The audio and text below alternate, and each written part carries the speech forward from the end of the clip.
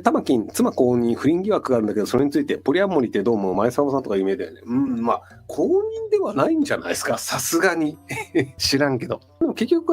自分が好き勝手やりたいという人が、自称ポリアモリーと言ってるだけで、ポリアモリー同士で別になんかどうでもいいよねっていう関係性の人っていうのがいると思うんですけど、基本的にはそのポリアモリーだと言っている人と立場が弱くてそれを受け入れざるを得ないという側の2人の問題になってる気がするんですよね。性欲の強い男性が俺はポリアモリーで行きたいって言ってて、で金も稼ぐのも男性だから妻側が仕方なく受け入れているというパターン。あと奥さんがもともと風俗系で働いていて別になんかそういうの気にしないよっていうパターンの人とかもいると思いますけど、一般的にはやっぱあんまり成立しない関係性な気はしますけど、はい。これですね。非公認で相手の存在していた。つまり友達になれるよね。まあ、お互いにこうで、玉木雄一郎さんのことが好きだから、奥さんも玉木雄一郎さんが好きだし、小泉なんとかさんっていう人も玉木雄一郎さんが好きだし、玉木雄一郎さんのファンとしては、いい関係ができるんじゃないかっていう、そういう20代の頃の僕の頭の悪い発想で考えるのと同じような考えだったんですけど、なかなかね、このタイプはうまくいかないです。はい。なので、行為にはね、独占欲も含まれるんですよ。これが結構ね、肝で。独占欲ない人もいるんですけど、やっぱ独占欲が含まれる人が多いんじゃないかなと思いますけどね。3人で住める人は住めばいいと思いますけど、やっぱなかなか難しいと思いますけどね。最近女性問題が盛んですが、不倫と報じられた玉金さん、細川さんかはイケメンで、パパ活と報じられた米なんとかさん、宮なんとかさん、見た目があれですが、やっぱり見た目によって報じられる方は変わるんでしょうか。金払わないと女を買えない人と、女が寄ってくる人の違いだと思うんですよね。細川さんは山本モナさんだっけっていう女子アナとの不倫が週刊誌に取られて、なので、羨ましいよね的なのを含めてっていう人が報じられたっていうので、玉金さんも一応グラビアアイドル39歳小泉なんとかさんっていうスタイルのいい人と、ただね、お金払ったのか分かんないけど、多分払ってないと思うんだけど、不倫しましたっていうね。米山さんの場合は女子大生を出会い系サイトで集めて3万円払ってやってて、知事になった時に4万円払って女子大生の彼氏にバレて週刊誌にこう通報されて辞任したっていうのがあって、で宮沢博之さんだっけ、正直に言うと記憶にありますって言った人も宮沢です、体はがっしりしてますみたいなのを出会い系サイトに書いて、でそれがこう通報されて何やってんのっていうところになったっていうので、なのでモテる側の女が寄ってきてみんながこの人羨ましいよねっていうタイプの不倫の方と、いやいやそれはちょっとどうなんですかっていうかっこ悪い不倫なのか独身のも分かんないけど、まあそういうね売春的なものとかっていうので2種類に分かれるっていうのが、宮沢博之さん、そうモテない方の博之さんね、はい、人の不幸大好きなんですよねだって玉金雄一郎ですよそんな名前でそんな面白いことしちゃうっていう。だから乙武さんとか音喜多さんとか僕の中でこう面白政治家グループっていうのに今玉金さんがようやく入っていただいたので、なので玉金さんと音喜多さんと音武さんでこう面白グループとしてちょっと僕の中ではかなりポイントが高いところなので次回も楽しみにしたいと思うんですけど、玉金さんでもリハクとか出なくなっちゃうのかな。何をもってモテるだと思いますか。正式な交際希望の申し出以外は違う。穴モテ含みでも声がかかるのは。いや、主観じゃないですか。穴モテか穴モテじゃないのかって多分答えはないんですよ。穴モテなのか顔モテなのかって答え分かります。自分が顔モテだと思い込んでる穴モテもいっぱいいるし、顔モテなんだけど、所詮私は穴モテだというふうに思ってる人っていうのもいると思うんですけど、穴モテというのは、女の人で性的なことをしたいから、付き合おうとする穴があるからその人に近づくというのを穴モテという言葉があるんですよ。要するにもう顔もスタイルも年齢ももうどうでもいいと。もう穴が欲しいから穴のためだけに付き合うみたいなのを穴モテって言うんですけど、なので自分は所詮穴モテだよねっていう卑下する人いるんですけど、穴じゃなくて顔でモテてる場合もあるっていうね。なのでどうなのかっていうのは主観なので、まあ自分でそう思えばいいんじゃないですか。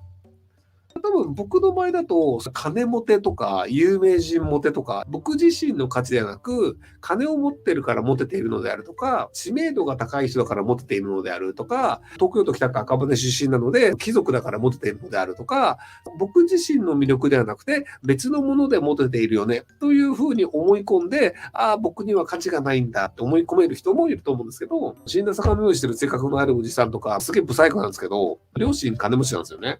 なので、金で人が寄ってきてるし、友人も金で買ってるんですけど、でもなんか自分が人気者であると誤解をして楽しく暮らしているっていうのがあるので、なので、物の考え方なんじゃないかなと思うんですけど、これね、金持ての罠にはまるとね、人がね、結構ね、失敗するんですよ。